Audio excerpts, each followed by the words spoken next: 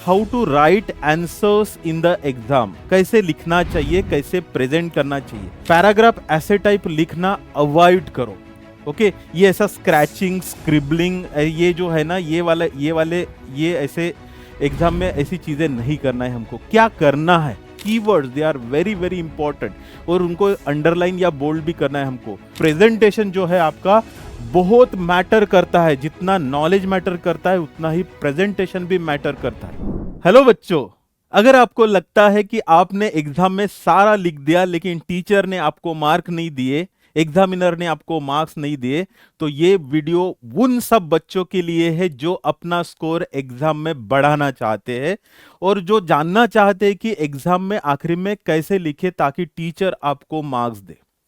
काफी सारे बच्चों को इतनी इंफॉर्मेशन है लेकिन उनको एग्जाम के टाइम पे समझता ही नहीं कि क्या लिखे, कैसा प्रेजेंट करे। ये वीडियो उन सब एमबीबीएस बच्चों के लिए है जो मेहनत तो काफी करते हैं लेकिन एग्जाम में रिजल्ट में वो रिप्लिकेट नहीं होता है। ठीक है, तो मेडिकल स्टूडेंट्स, पैरामेडिकल स्टूडेंट्स, सभी स्टूडेंट्स के लिए जो अपना स्कोर बढ़ाना चाहते हैं उन सब बच्चों के लिए ये वीडियो है। ये वीडियो में हम खास करके ये देखने वाले हैं कि how to write answers in the exam, कैसे लिखना चाहिए, कैसे प्रेजेंट करना चाहिए।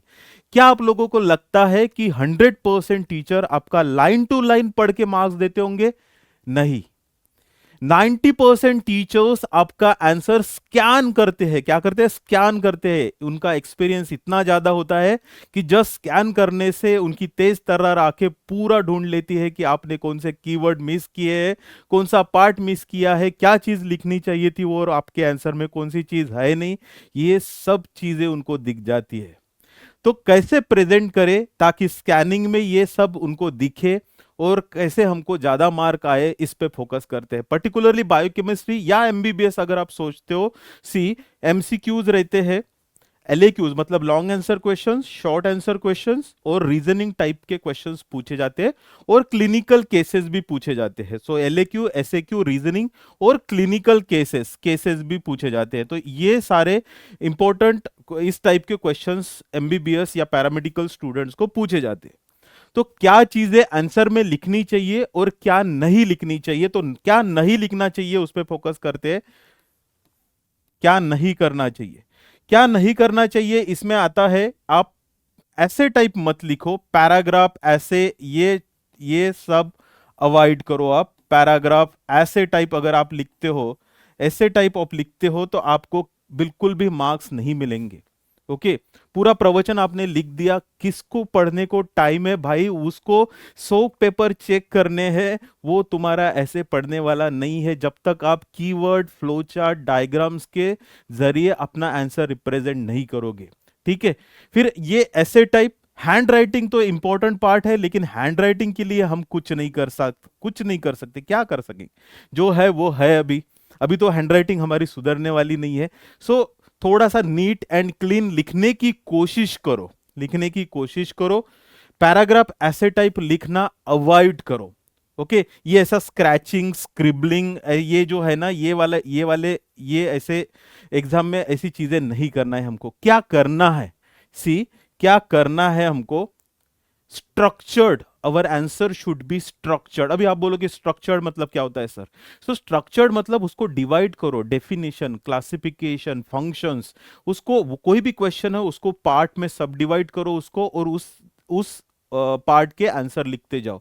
और जो भी पार्ट आप लिखोगे, जैसे डेफिनेशन उसको अंडरलाइन करो, क्लासिफिकेशन उसको अंडरलाइन करो, उसके नीचे क्लासिफिकेशन आएगा, like that. So your answer should be structured, should contain keywords होने चाहिए। जैसे कि कोई अगर ब्लड ग्लूकोज रेगुलेशन लिख रहा है तो इंसुलिन ग्लूकागॉन होना ही चाहिए। पाथवेज कौन से इंपॉर्टेंट है, होने ही चाहिए। कौन से रेगुलेशन ऑफ एंजाइम एक्टिविटी में कौन कौन से पाथवेज कैसे रेगुलेट होते हैं, ये सब चीजें यहां पे होनी चाहिए। So keywords they are very very important और उनको अंडरलाइन या बोल्ड भी करना है हमको।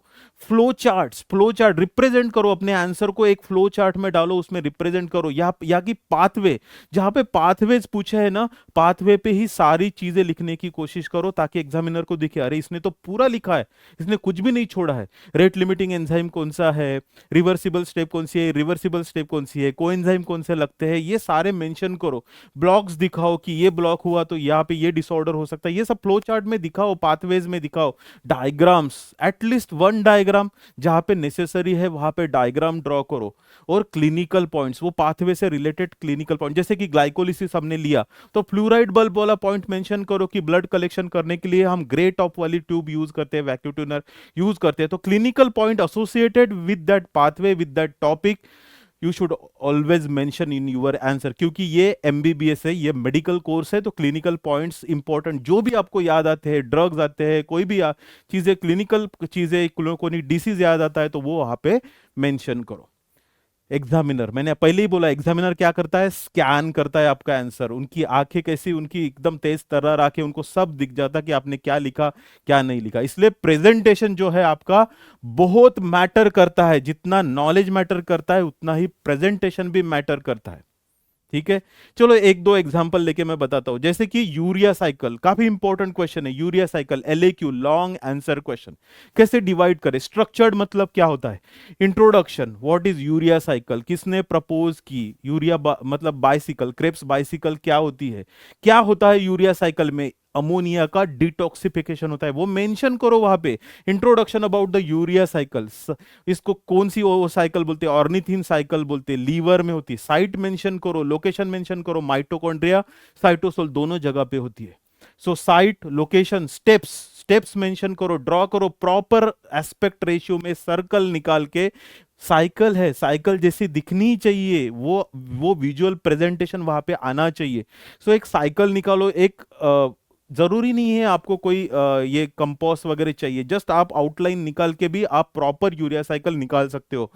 सो स्टेप्स मेंशन करो, एंजाइम मेंशन करो, कौन से माइटोकॉन्ड्रियल मैट्रिक्स में रहते और कौन से साइटोप्लाज्म में रहते, साइटोसोल में कौन से रहते, जिसका नाम ए से चालू होता है वो साइटोसोल में रहते। ठीक है, फिर रेगुलेशन बोलो, यूरिया साइकिल का regulation under the proper heading of regulation, ऊपर लिखो रेगुलेशन, उसके नीचे उसका रेगुलेशन लिखो। लिंक विद टीसीए साइकिल बताओ, कौन सी लिंक्स है, डिसऑर्डर्स बताओ, एनर्जेटिक्स बताओ। ये सारी चीजें यहाँ पे आपकी आनी चाहिए यूरिया साइकिल में। Proper urea cycle, disorder, ending में डिसऑर्डर, आखिरी में समराइज करो। जैसे इंट्रोडक्शन में आप इंट्रोडक्शन में थोड़ा बहुत समराइज करते हो, वैसे ही आखिरी में भी समराइज करो। इंट्रोडक्शन में थोड़ा बहुत आप बताते हो कि स्टार्ट करते हो क्वेश्चन को, तो वैसे ही एंड में उसको एंड करो प्रॉपर समरी के साथ, आपको डेफिनेटली अच्छे मार्क्स मिलेंगे। दूसरा क्वेश्चन लेते हैं, beta oxidation of fatty acid, किसका ऑक्सीडेशन है, पाल्मिटिक एसिड है या स्टेरिक एसिड है। इंट्रोडक्शन मेंशन करो, साइट मेंशन करो, स्टेप्स निकालो, एक्टिवेशन कहां पे होता है, transport, carnitine shuttle system, beta oxidation, proper oxidation, hydration, oxidation, cleavage, energetics of the beta oxidation, palmitic acid गया तो कितना एटीपी देता है, कौन से स्टेप्स में देता है, स्टेरिक एसिड गया तो कितने एटीपी देता है। Regulation, how carnitine acyl transferase is regulated by the malonyl coenzyme and insulin. What are the disorders related with the beta oxidation, इसके वेरिएंट्स मेंशन करो, अल्फा ऑक्सीडेशन, इसके डिसऑर्डर्स मेंशन करो, Jamaican vomiting sickness, Zellweger है, मतलब beta oxidation proper नहीं लेकिन fatty oxidation के disorders है, एसआईडीएस है, जमाइकन वोमिटिंग सिकनेस है, रेप्सम्स डिसीज है, और और एक है ना, एसआईडीएस, जमाइकन वोमिटिंग सिकनेस, रेप्सम्स डिसीज और जेल्वेगर सिंड्रोम, ये फैटी एसिड ऑक्सीडेशन से रिलेटेड डिसऑर्डर्स है, तो ये मेंशन कर दो। सो ये clinical importance, pathway proper proper मतलब पाथवे का फ्लो चार्ट बराबर आना चाहिए, enzymes, rate limiting enzymes, carnitine shuttle system, ये सब पॉइंट्स आने चाहिए वहां पे, तो आपको प्रॉपर मार्क्स मिलेंगे। ये हो गया एलएक्यू के बारे में। शॉर्ट नोट पे आते हैं, एक इंपॉर्टेंट शॉर्ट नोट लेते हैं, HMP shunt, hexose monophosphate shunt, अगर आपको पूछा है, मतलब पाथवे ही पूछा है, जब भी पाथवे पूछा है आप बिल्कुल ध्यान में रखना है, इंट्रोडक्शन लिखना है, साइट लिखना है, उसके स्टेप्स लिखना है, कौन कौन से डिफरेंट फेजेस होते हैं, जैसे कि यहाँ पे ऑक्सीडेटिव फेज होता है जिसमें एनएडीपीएच जनरेट होता है, नॉट एनएडीएच, एनएडीपीएच जनरेट होता है, और वो कौन से टिश्यूज में इंपॉर्टेंट है, जहां पे रिडक्टिव बायोसिंथेसिस होता है, जैसे steroid synthesis, cholesterol synthesis, fatty acid synthesis, ये टिश्यूज में ये इंपॉर्टेंट है। फिर नॉन ऑक्सीडेटिव फेज जहां पे इंटर कन्वर्शन ऑफ शुगर होता है। इसको समराइज करो, एचएमपी शंट में कितने ग्लूकोज 6 फॉस्फेट एंटर होते हैं, आखिर में कितने जनरेट होते हैं, how it is converted into CO2, means this is a shunt pathway for oxidation of glucose.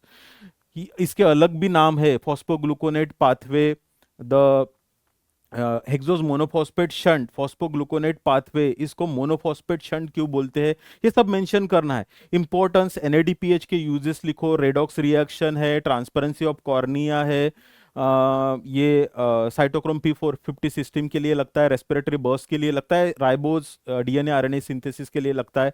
Clinical significance, how it is related with G6PD deficiency, glucose 6 phosphate dehydrogenase deficiency, ये सब point यहाँ पे आएंगे तो आपको पूरे मार्क्स मिलेंगे।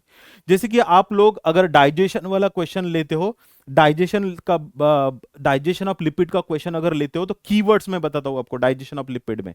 तो यहाँ पे डाइजेशन मेनली होता है पैनक्रेटिक लाइपेज के वजह से, तो पैनक्रेटिक लाइपेज इंपॉर्टेंट है। बाइल सॉल्ट का रोल इंपॉर्टेंट है, इमल्सिफिकेशन वर्ड इंपॉर्टेंट है, mixed micelle formation word important है। Digestion of lipid, emulsification, mixed micelle formation, ये दोनों वर्ड इंपॉर्टेंट है।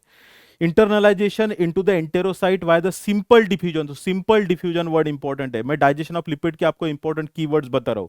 सी, role of bile salt, emulsification, mixed micelle formation, pancreatic lipase का role important है। फिर internalization into the enterocyte and resynthesis of lipid important है, resynthesis word important है। फिर simple diffusion हो गया, रीसिंथेसिस हो गया, फिर इनकॉर्पोरेशन इनटू काइलोमाइक्रॉन इंपॉर्टेंट है। सो ये सब जो जो इंपॉर्टेंट पॉइंट्स वहां पे इंपॉर्टेंट है उसको हाईलाइट करना है, उसको बोल्ड करना है, ताकि एग्जामिनर को दिखे कि मैंने ये पॉइंट लिखा है। मिक्स मिसेल की डायग्राम ड्रॉ करो, काइलोमाइक्रॉन की डायग्राम ड्रॉ करो, डिसऑर्डर्स मेंशन करो हेडिंग में, steatorrhea, malabsorption, pancreatic insufficiency, like these are the disorders which affect the digestion and absorption of the lipid। दूसरा एक क्वेश्चन लेते हैं शॉर्ट नोट में, ग्लाइकोसमिनोग्लाइकॉन। जैसे कि ग्लाइकोसमिनोग्लाइकॉन हम रिप्रेजेंट कर रहे हैं तो डेफिनेशन लिखो, व्हाट आर द ग्लाइकोसमिनोग्लाइकॉन, उसका कंपोजिशन लिखो, रिपीटिंग डाइसेकेराइड यूनिट रहते हैं, amino sugar plus uronic acid वाले, किसमें क्या रहता है क्या नहीं रहता है ये मेंशन करना है। एनुमरेट करने के बाद 6 ग्लाइकोसमिनोग्लाइकॉन है, याद रखो 6 है करके, डिस्ट्रीब्यूशन लिखो, उनका फंक्शन लिखो, डिसऑर्डर्स लिखो, हर्लर हंटर, और उनको एनुमरेट करो, तो आपको पूरे मार्क्स मिलेंगे ग्लाइकोसमिनोग्लाइकॉन पे। इस तरह से आप शॉर्ट नोट के लिए जा सकते हो। रीजनिंग के लिए कैसे जा सकते हो, सी एक रीजन मैंने यहाँ पे मेंशन किया है, why is uric acid level increases इन वोन गर्ग डिसीज के दो मेन रीजन है। एक लैक्टिक एसिडोसिस के वजह से, this is a principal reason कि लैक्टिक एसिड बढ़ने की वजह से यूरिक एसिड के साथ लैक्टिक एसिड कॉम्पीट करता है और यूरिक एसिड का एक्सक्रीशन कम कर देता है, ये पहला रीजन है। और दूसरा एचएमपी शंट में डाइवर्ट होने की वजह से, ये ग्लूकोज 6 फॉस्फेट एचएमपी शंट में डाइवर्ट होता, उसके वजह से न्यूक्लियोटाइड सिंथेसिस होती है और उसकी वजह से डिग्रेडेशन प्रोडक्ट न्यूक्लियोटाइड का, purine nucleotide degradation product uric acid बढ़ता है। ये दोनों रीजन है, लेकिन ये दो रीजन ही आप लिखोगे तो आपको पूरे मार्क मिलेंगे क्या, नहीं। आपको रिप्रेजेंट करना पड़ेगा कि टाइप 1 ग्लाइकोजन स्टोरेज डिसऑर्डर वोन गर्ग डिसीज में क्या होता है, ये एंजाइम डेफिशिएंट है, उसकी वजह से ये ब्लॉक होता है, ये डाइवर्ट होता है, इसीलिए यूरिक एसिड का सिंथेसिस बढ़ जाता है। तो यह आपको इसके आगे पीछे का बैकग्राउंड पूरा लिखना पड़ेगा, तब आपको रीजनिंग में पूरे मार्क्स मिलेंगे। पॉइंट दो ही इंपॉर्टेंट है यहाँ पे, एक lactic acid which competes with the uric acid for the excretion, and second there is increase synthesis of uric acid because of increase nucleotide degradation because of diversion of this G6 glucose 6 phosphate towards the HMP shunt and hence the nucleotide synthesis and degradation. तो ये important है, लेकिन इसके पूरा इसके पीछे का background भी आपको मेंशन करना है, तभी आपको पूरे मार्क्स मिलेंगे। और एक क्वेश्चन लेता हूं मैं, जैसे कि why is glucose added in the ORS solution. तो यहां पे मेन है SGLT1, glucose sodium glucose transporter 1, लेकिन उसके आगे पीछे का आपको सब लिखना पड़ेगा। ओआरएस क्या है, कब दिया जाता है, ओआरएस के कंपोजिशन क्या है, SGLT1 कहाँ पे रहता है, SGLT1 वाली डायग्राम निकालनी पड़ेगी, इंटेस्टिनल सेल की डायग्राम निकालनी पड़ेगी, वहां पे आपको वो सिंपोर्ट दिखाना पड़ेगा और बाद में उसका आंसर लिखना पड़ेगा, तब आपको रीजनिंग में पूरे मार्क्स मिलेंगे।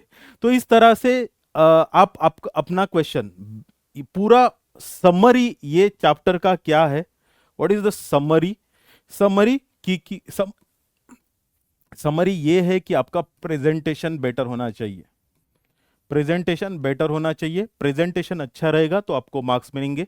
ये चीज याद रखो, एग्जामिनर आपका पेपर स्कैन करेंगे, क्या करेंगे, स्कैन करेंगे। 90% एग्जामिनर आपका पेपर स्कैन करेंगे, रिमेनिंग कुछ जो बहुत ही हार्ड वर्कर लोग हैं वो लोग 1 to 1 भी पढ़ेंगे, तो ऐसे लोग ऐसे ऐसे टीचर्स के पास अगर आपका पेपर गया और आप अच्छे पढ़ाई करने वाले बच्चे हो तो आपको डेफिनेटली जस्टिस मिलेगा। लेकिन आप ये मत समझो कि स्कैन करने वालों के मार्क्स बराबर नहीं आते। जो भी स्कैन करते हैं पेपर, उसमें सब वर्ड ढूंढते हैं, कीवर्ड्स, फ्लो चार्ट्स, डायग्राम्स, आपका नॉलेज सब टेस्ट होता है। तो ये इसके लिए आप तैयार रहो। प्रेजेंटेशन आपका बेटर होना चाहिए, आपको मार्क्स भी बेटर मिलेंगे अगर आपका प्रेजेंटेशन बेटर हो। नॉलेज ऑफ कोर्स, आपको अगर कोई आता नहीं है तो कोई कुछ नहीं कर सकता। जब आता नहीं है तो अटेम्प्ट करने पे आपको पूरा फोकस करना है कि आपका क्वेश्चन कैसे अटेम्प्ट हो, उसकी आजू बाजू की चीजें बाकी सब लिख देने का, ताकि आपको कम से कम 5 में से 1 मार्क तो मिले। तो उसको अटेम्प्ट करने की कोशिश करने का, जब आपको आंसर बिल्कुल भी नहीं आता है, या तो उससे आजू बाजू की जितनी भी चीजें हैं, रिलेटेड चीजें, वो लिखने की कोशिश करने का।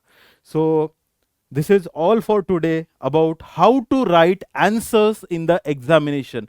Focus on your presentation, focus on the structured answer, flowchart, diagram, keywords, clinical correlation, clinical point which is related with that topic, uh, and of course the neat and clean paper. So this is all for today. Thank you very much, all of you, and best of luck. Thank you.